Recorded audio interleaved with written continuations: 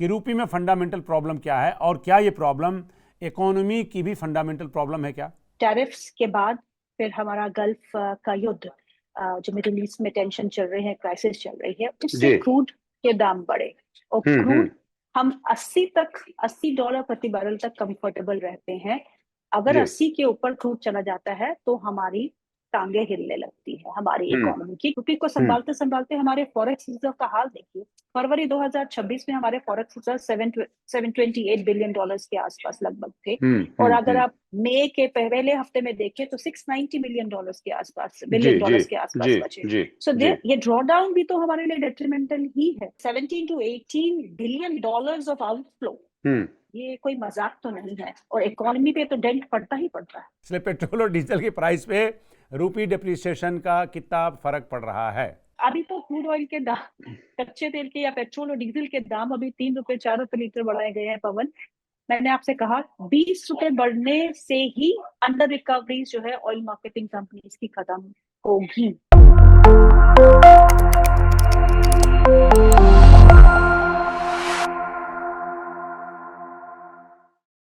नमस्कार, मैं हूं पवन कुमार। डायलॉगस में आपका स्वागत करता हूं। हिंदुस्तान में सबसे ज़्यादा बेचैनी किस बात को लेकर है? इसलिए नहीं कि ईरान और यूएस की लड़ाई और गहरी होगी। बेचैनी इसलिए नहीं है कि ईरान और यूएस की लड़ाई में डीजल महंगा हो गया है। बेचैनी इसलिए नहीं है कि महंगाई बढ़ रही है। बेचैनी की एक और बड़ी वजह है जिसकी वजह से सरकार की छाती फट रही है। सरकार ये समझती है कि इस बेचैनी में उसे कुछ सूझ नहीं रहा है कि क्या करना होगा, क्या करना चाहिए, और जो नहीं किया उसका खामियाजा क्या अभी भुगतना पड़ रहा है। वो विषय है हिंदुस्तान में रूपी का गिरना। रूपी का गिरना किसी भी इकोनॉमी के लिए अच्छा नहीं है। करंट अकाउंट डेफिसिट के लिए अच्छा नहीं है, निवेश के लिए अच्छा नहीं है, एफआईआईज के लिए अच्छा नहीं है। एफआईआईज भाग रहे हैं तो रूपी गिर रहा है, और रूपी गिर रहा है इसलिए एफआईआईज भाग रहे हैं। रूपी की हालत ठीक नहीं है। रूपी बिल्कुल बेचारी हो गई है। 97 के आसपास रूपी होवर कर रहा है, और ये कब, कितनी जल्दी 100 का आंकड़ा पार करेगा कोई नहीं जानता। अब रुपए की यह हालत क्यों है? आखिर इससे किसका नुकसान है? भारत में उपभोक्ताओं का नुकसान है, और केवल ये सोचकर कि रूपी देखते हैं गिरती रहे लेकिन इकोनॉमी कहीं जाकर ये ठहरेगी, ऐसा नहीं होता। इसके अपने फंडामेंटल्स हैं, इसके अपने इकोनॉमिक्स हैं। इस पर बात करने के लिए आज हमारे साथ जानी मानी पत्रकार गीतू मोजा हैं। गीतू, आपका बहुत बहुत धन्यवाद। आइए, स्वागत है आपका। Thank you Pawan for having me on this show and this platform.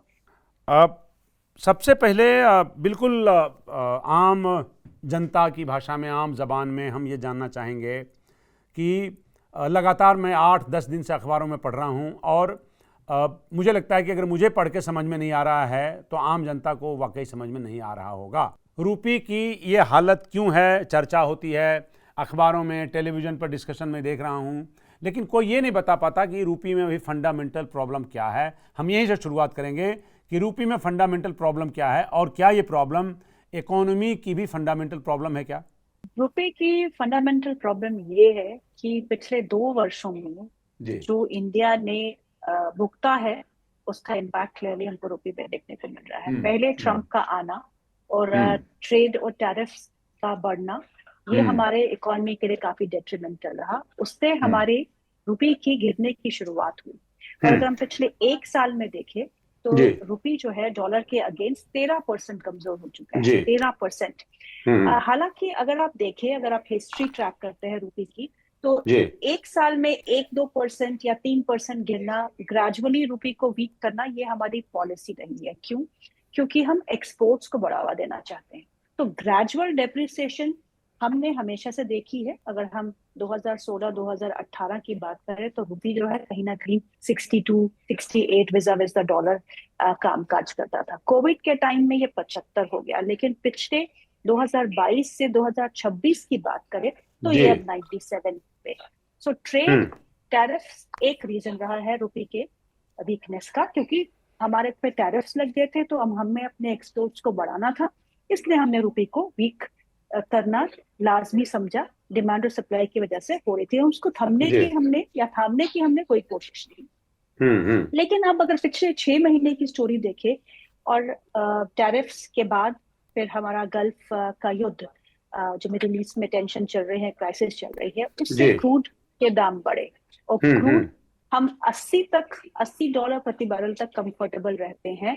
अगर 80 के ऊपर क्रूड चला जाता है तो हमारी टांगे हिलने लगती है हमारी इकोनॉमी की, क्योंकि अभी भी हम 80% क्रूड जो है वो इम्पोर्ट करते हैं, राइट।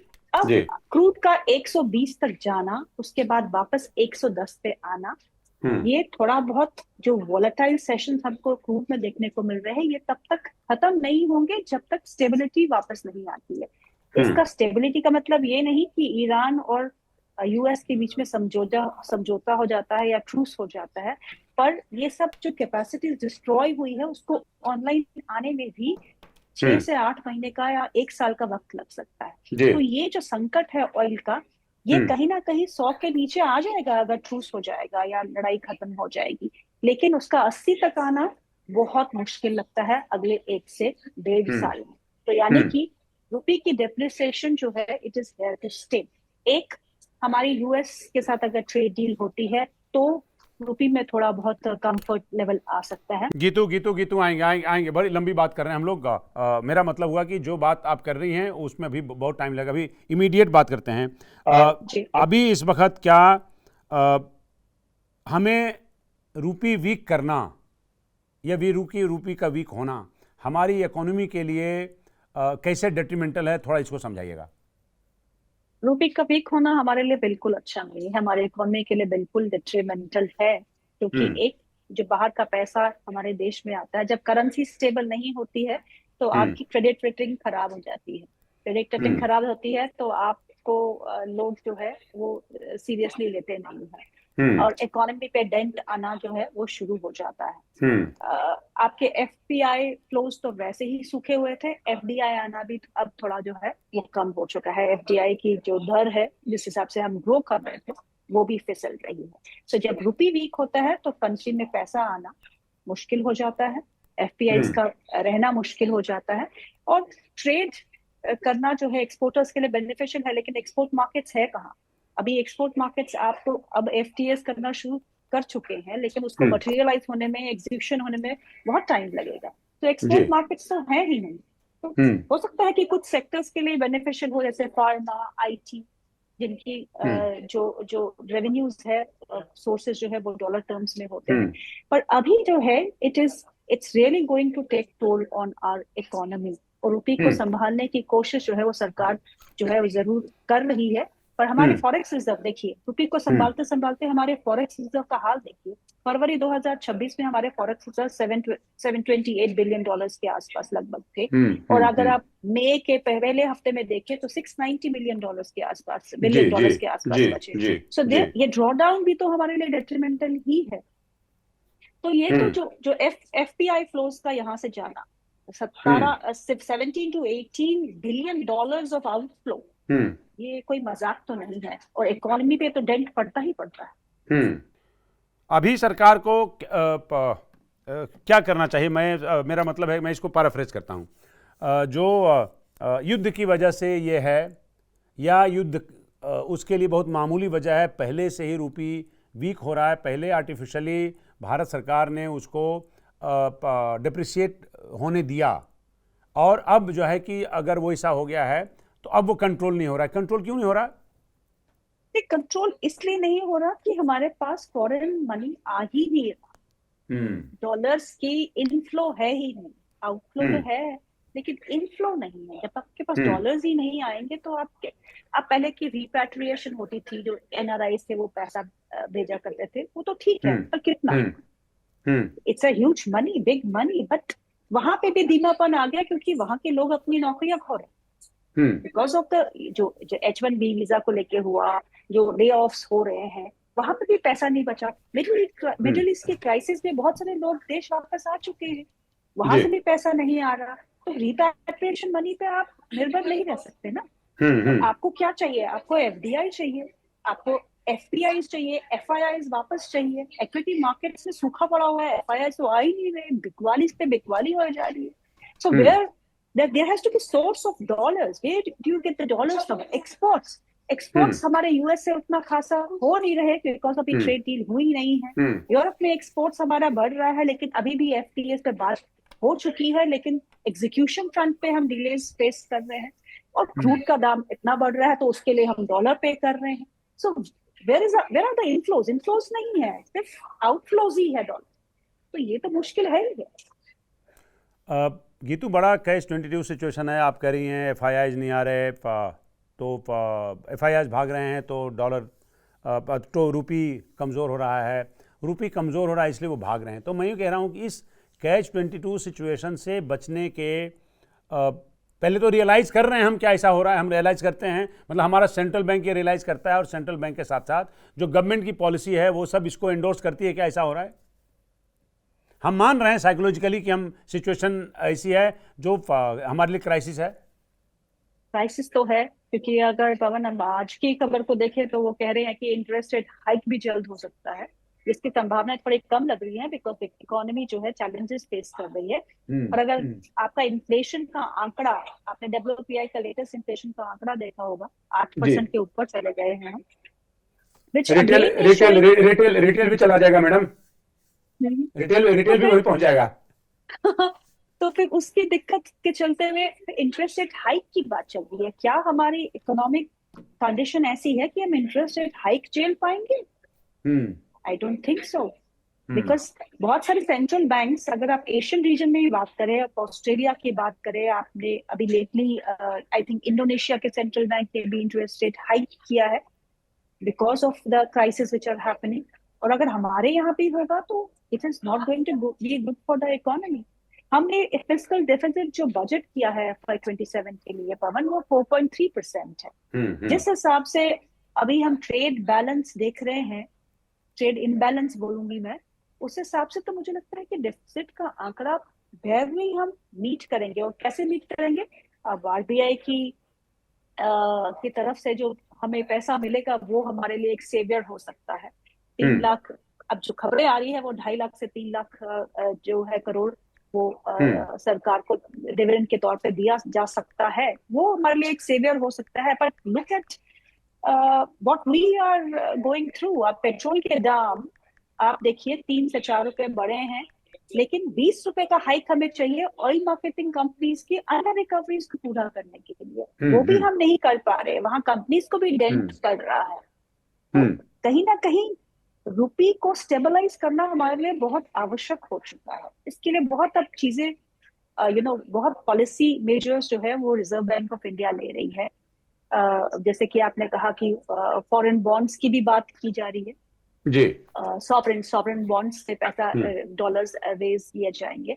अब करेंसी स्वैप की बात की जा रही है, जो मई 26 को जो है करेंसी स्वैप $5 बिलियन का होगा। इसमें बैंक से पैसा लिया जाएगा और लिक्विडिटी को इन्फ्यूज किया जाएगा बैंकिंग सिस्टम में। तो 3 साल तक वो हो सकता है। 3 साल के बाद बैंक अपने डॉलर वापस लेंगे और रुपया जो है वो बैंक RBI में जाएगा। तो ये छोटे छोटे मेजर्स है जो कहीं ना कहीं लेने पड़ेंगे अपने रुपये को स्टेबल करने के लिए। लेकिन ये मेजर्स के बावजूद अगर आप देखें तो रुपी गिरता ही जा रहा है। सो 97 पे अब हम खड़े हैं, 97 के बहुत करीब। अगर हम फॉरवर्ड 1 ईयर फॉरवर्ड की बात करें पवन, तो हम 100 क्रॉस कर चुके हैं। कितने कितने कितने कितने कितने महीने में? I think past 18 months. आपको पता नहीं है नहीं, कितने नहीं, 100 पे रुपी कब पहुंच जाएगा, कितने महीने में? ये तो कहना मुश्किल है, लेकिन जिस रेट से हम गिर रहे हैं, और अगर अब US इंडिया ट्रेड डील नहीं होती है और क्रूड के दाम $110 के ऊपर रहते हैं, तो I think next 6 months you'll see रुपए see all depends upon the RBI policies, intervene करती है या नहीं करती है। मैंने ये भी सुना है पवन की they are also working on some bit of attracting foreign capital के लिए कुछ ना कुछ जो है वो कदम उठाए जाएंगे। उसके हो सकता है कि क्या जो जो टैक्सेस लगे हैं FIIs पे FPIs पे, उसमें राशनलाइजेशन किया जाए, ऐसी मांग है बहुत लोगों की, और इस पे बातचीत और चर्चा भी हो रही है। और यही बात नहीं है, अगर आप देखोगे तो India worst performing currency INR रहा है 2025 में। 2026 में again India is the worst performing currency in Asia. आपको ये भी पता, आपको आश्चर्य होगा कि हम पाकिस्तानी रुपए के अगेंस्ट भी वीक हुए हैं और बांग्लादेश के टका के अगेंस्ट भी वीक हुए हैं। पाकिस्तान के रुपए के अगेंस्ट हम 10% वीक हुए हैं एक साल में, पता है आपको? और बांग्लादेश की करेंसी के अगेंस्ट हम 11-12% वीक हुए हैं, और जिसमें 7% तो इसी साल गिरे हैं। तो मतलब there's something really wrong. I don't know कि इससे उभरने के लिए आरबीआई ही कदम क्या उठा करना सकती होगा? है। हाँ, आरबीआई ही कदम उठा सकती है और उसी को कदम उठाने पड़ेंगे, बिकॉज करेंसी जब बहुत फास्ट डेप्रिशिएट होती है तो वो अच्छी होती ही नहीं है। ग्रेजुअल डेप्रिसिएशन, जैसे कि मैंने कहा, ये हमारी हमेशा से पॉलिसी रही है अपने एक्सपोर्ट्स को बढ़ावा देने के लिए। Gradual depreciation of 1 to 2 or 3% at max एक साल में वो सही है। एक साल में 13% अगर आप डेप्रिशिएट करने देंगे अपनी करेंसी के तो हाल तो बुरे होंगे। अच्छा गीतू, रूपी का गिरना, ये अच्छा, मैं बिल्कुल कॉमन मैन का सवाल आपसे पूछता हूँ। सड़क पे खड़ा आदमी बोलेगा हमें क्या मतलब है, रूपी के गिरने से हमें क्या फ़र्क पड़ता है? क्या फ़र्क पड़ता है रूपी के गिरने से? जब हम लोग बात करते हैं तो कॉमन पीपल, कॉमन मैन को रूपी के गिरने और डॉलर के मजबूत होने का क्या फ़र्क पड़ता है? देखिए, वीक होने से आपकी इकोनॉमी पे फर्क पड़ता है, आपकी बैलेंस शीट बिगड़ जाती है सरकार की। जब सरकार की बैलेंस शीट बिगड़ जाएगी तो आपकी कैपिटल एक्सपेंडिचर नहीं होगा, कैपिटल स्पेंडिंग नहीं होगी, आपकी इंफ्रास्ट्रक्चर डेवलपमेंट नहीं होगी, राइट? जब सरकार का बैलेंस शीट ही बिगड़ जाएगा तो क्या आपकी सड़कें बनेंगी? उस पर खर्च कम किया जाएगा, खर्च को पकड़ा जाएगा। और हमारी ऐसी इकोनॉमी है जो हमारे पास इंफ्रास्ट्रक्चर का वैसे ही लाले पड़े हुए हैं। इंफ्रास्ट्रक्चर बनाना हम सब के लिए बहुत जरूरी है। इकोनॉमिक ग्रोथ पे फर्क पड़ेगा? बिल्कुल पड़ेगा। सामान खरीदना महंगा हो जाएगा, इंपोर्ट्स महंगे हो जाएंगे, इंपोर्ट महंगा हो जाएगा, विदेशों में बच्चों को पढ़ाना महंगा हो जाएगा, बिल्कुल महंगा होगा, फॉरेन ट्रेवल महंगा हो जाएगा हो जाएगा। नौकरियों पे ग्रोथ कम होगा तो नौकरियों पे आफत आएगी। बिल्कुल। बहुत ये बात मैं जानना चाह रहा था, क्योंकि कई बार ना गीतू, जब हम लोग बात करते हैं रूपी डॉलर पे तो हमें और आपको तो अच्छा लगता है, लेकिन कॉमन मैन पूछता है कि आप लोग ये बात कर रहे हैं हमें समझ में नहीं आ रहा है। तो नहीं, जब करंट अकाउंट डेफिसिट खराब होगा, जब डॉलर बढ़ेगा रूपी घटेगा तो आपकी जेब पे भी फर्क पड़ेगा। आप चिंता बिल्कुल ना करिए। प्रॉब्लम तो ये है कि डॉलर बढ़ ही नहीं रहा, फिर भी रूपी घट रहा है। मैं ये कह रहा था कि डॉलर मजबूत हो रहा है तो रूपी घट रहा है, तो चलो ठीक है, मानते। तो डॉलर भी मजबूत नहीं हो रहा, डॉलर भी घट रहा है और रूपी भी घट रहा है। I don't that.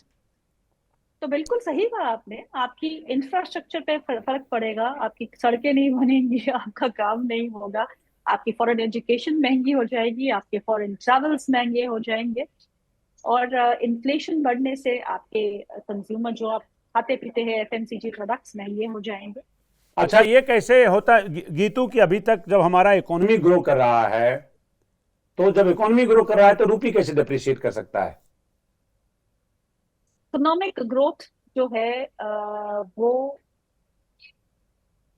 Lag effect से होती है। जो हमने कदम 6 महीने पहले या 1 साल भर पहले लिए होंगे उसका इकोनॉमी में ट्रांजिशन होता है, राइट? तो इसीलिए रुपी का उसमें तालमेल नहीं होता। लेकिन अगर रुपी डेप्रिसिएशन हुआ, क्रूड पर भागा, अभी भी आपने देखा होगा जो Q4 के नतीजे आए हैं पवन, तो वो बहुत अच्छे नतीजे आए हैं। उसमें कोई भी इम्पैक्ट जो है ना क्रूड का ना रुपी का देखने को मिल रहा है। इनफैक्ट जो एक्सपोर्टिंग कंपनीज है उनके रेवेन्यूज बम्प अप हो गए हैं। लेकिन जिस स्थिति में इस समय हमें है, तो Q1 of FY27, Q2 of FY27, इसमें इम्पैक्ट दिखना शुरू होगा। जीडीपी के ग्रोथ के आंकड़ों में इम्पैक्ट दिखना 6 महीने के लैग से शुरू होता है। अभी तक तो हमने अच्छे आंकड़े देखे, लेकिन अगर आप Q1 FY27 के आंकड़े देखेंगे तो वहां पे आपको दिक्कत दिखेगी। FY27 के Q2 के आंकड़े देखेंगे तो वहां पे आपको दिक्कत दिखेगी, क्योंकि आपके जितने भी फॉरेन क्रेडिट एजेंसीज है या वर्ल्ड बैंक है या IMF है, उन्होंने दर तो घटाई दी है बाई 20, 30, 40 बेसिस पॉइंट्स। तो सबने बदलाव किया ही है, कटौती तो की है जीडीपी के आंकड़ों में। दिस इज बेसिस जहां अभी हम खड़े हैं, लेकिन यहाँ से सिचुएशन और खराब होती है तो और डेंट जो है इकोनॉमी में पड़ सकता है। अच्छा, पेट्रोल और डीजल भी, क्योंकि लड़ाई चल रही है और रूपी पे हम बात कर रहे हैं, उसमें पेट्रोल और डीजल अगर इंसर्ट नहीं करेगा तो कोई यकीन नहीं करेगा कि हम लोग कोई कुछ सही सही बात कर रहे हैं। इसलिए पेट्रोल और डीजल की प्राइस पे रूपी डिप्रिसिएशन का कितना फर्क पड़ रहा है? जब हम ऑयल इंपोर्ट करते हैं तो हम डॉलर्स में पे करते हैं। जी। राइट, एक डॉलर को खरीदने के लिए अगर आपको 2012 या 13 में 55 रुपए देने पड़ रहे थे, उसी डॉलर को खरीदने के लिए आपको 97 रुपीज देने पड़ रहे हैं। हम्म। यानी कि आपका जो ऑयल इंपोर्ट है, उस एक तो ऑयल आपका क्रूड जो है वो ऊपर चढ़ा गया, दूसरा आपकी करेंसी डेप्रिशिएट हुई। यानी कि जहां आप एक डॉलर कन्वर्जन में 55 रुपए दिया करते थे, उसी डॉलर के लिए आप आज 97 रुपीज पे कर रहे हैं, मोर देन दैट। हम्म। ठीक है, तो ये डबल मार है हमारे पे, हम्म। डबल मार है हमारे पे, क्योंकि हम इम्पोर्टर्स हैं। इम्पोर्ट्स हमारे हमेशा महंगे हो जाते हैं जब रुपी जो है वो डेप्रिशिएट होता है। जी। ठीक है, आप तो इसकी मार तो पड़ेगी ही पड़ेगी। और क्रूड ऑयल, अभी तो क्रूड ऑयल के दाम, कच्चे तेल के या पेट्रोल और डीजल के दाम अभी 3 रुपए 4 रुपए लीटर बढ़ाए गए हैं। पवन, मैंने आपसे कहा 20 रुपए बढ़ने से ही अंडर रिकवरीज जो है ऑयल मार्केटिंग कंपनीज की खत्म होगी। वो ब्रेक इवन करेंगे 20 रुपए की हाइक से। तो यानी कि यहाँ से संभावनाएं और है कि 10 रुपए तक की बढ़ोतरी जो है, अगर कच्चा तेल यही रहता है इसी लेवल के आसपास, 110 के आसपास, तो another 5 to 6 rupees hike is not ruled out. मतलब आपकी बात से पेट्रोलियम मिनिस्ट्री बहुत ओवरवेल्म महसूस करेगा और मतलब अगर किस बढ़ा भी दिया तो लोग फिर आप ही को कोट करेंगे। हम सिर्फ ये कह रहे थे कि जो अभी जी, जो अभी एफआईएस जिसने इन्वेस्ट किया 80 रुपए पे, जिसने $1250 इन्वेस्ट किया, फर्ज करिए उन दिनों 80 के एक्सचेंज रेट पे, जिसने $1250 का इन्वेस्ट किया, वो आज की तारीख में भाग रहा है 95 रुपीज़ पे। तो वो करीब करीब $200 का नुकसान करके भाग रहा है। मतलब ऐसी क्या मजबूरी है हमारी इकोनॉमी में गीतू, जिसमें एफआईआई जो पैसा लेके आया था उसमें $200 गंवा के भाग रहा है? कि हमारी जो है economy is based on crude, हमारे पास क्रूड नहीं है भी तो हमने कभी कोशिश ही नहीं की एक्सप्लोर करें। हम तभी कुआं खोदते हैं जब हमको पानी पीने की जरूरत पड़ती है।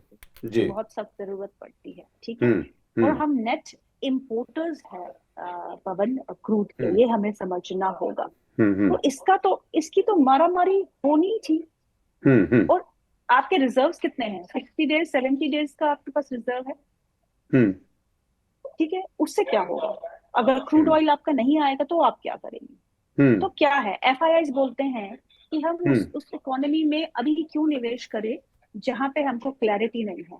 एक, कि रुपये का डेप्रिसिएशन, दूसरा जीडीपी ग्रोथ अच्छी है, लेकिन आपके जो बॉन्ड मार्केट में अगर यील्ड्स देखे, यूएस की यील्ड जो है बॉन्ड मार्केट की वो 5% है। तो रिस्क के बगैर अगर उनको 5% वहां मिल रहा है, वो यहाँ आके 2% पे अपना मगजमारी क्यों करेंगे? क्योंकि यहाँ तो पहले आपके कैपिटल गेन टैक्स लग गए हैं, long term capital gain tax, short term capital gain tax. ठीक है, टैक्सों से जूझते जूझते और रुपये की डेप्रिसिएशन, तो वो यहाँ क्यों आएंगे? ठीक है, जब उनको वहां पे सेफ रिस्क फ्री 5% 5.5% मिल रहा है, why would they put in money into India? What is India doing? Exports पे we are lagging. We have not done anything on exports. Quality improve करेंगे, ये करेंगे, वो करेंगे, एग्जीक्यूशन फ्रंट पे हमेशा हम फेल होते हैं। रिन्यूएबल पे हमने बहुत जोर दिया पिछले 10 सालों में, कैपेसिटी इतनी बढ़ा देंगे उतनी बढ़ा देंगे, किया क्या हमने बताइए? ईवीज पे हम इतनी बड़ी बड़ी बातें करते हैं, लेकिन ईवीज में क्या हुआ है अभी तक? हम प्लान अच्छे से करते हैं, एग्जीक्यूशन फ्रंट पे हम हमेशा फेल हो जाते हैं because of so many reasons. Geetu, last के 2 सवाल पूछूंगा गीतू आपसे। एक तो रूपी डेप्रिशिएट होकर जहां पहुंच गया, थोड़ी सी और क्लैरिटी लूंगा आपसे कि how serious it is. And दूसरा सवाल कि हमारे पास अभी, भारत सरकार के पास, सेंट्रल बैंक के पास अभी कितना क्या एल्बो रूम है, क्या हो सकता है, और उससे रुपया किस कदर अरेस्ट हो पाएगा? करेंसी क्राइसिस तो है, क्राइसिस बिल्कुल है। 97 के पास रुपये का जाना एक छोटी मोटी बात नहीं है, क्योंकि बहुत करीब है हम $100 के। और बहुत सारी जो ब्रोकरेज हाउसेस है मल्टीनेशनल, वो तो बोल भी रहे हैं कि 100 के आसपास रुपये चला जाएगा, लेकिन मुझे लगता नहीं है। आई थिंक सरकार जो है अब प्रोएक्टिव हो गई है इस समय इस सिचुएशन को लेके, और आरबीआई जो है वो कहीं ना कहीं कदम उठाना शुरू कर चुकी है। एक तो करेंसी स्वैप जो हमने $5 बिलियन कहा 26 मई को है, तो ये एक विकल्प हो सकता है। इंटरेस्ट रेट हाइक एक विकल्प हो सकता है to arrest the rupee fall.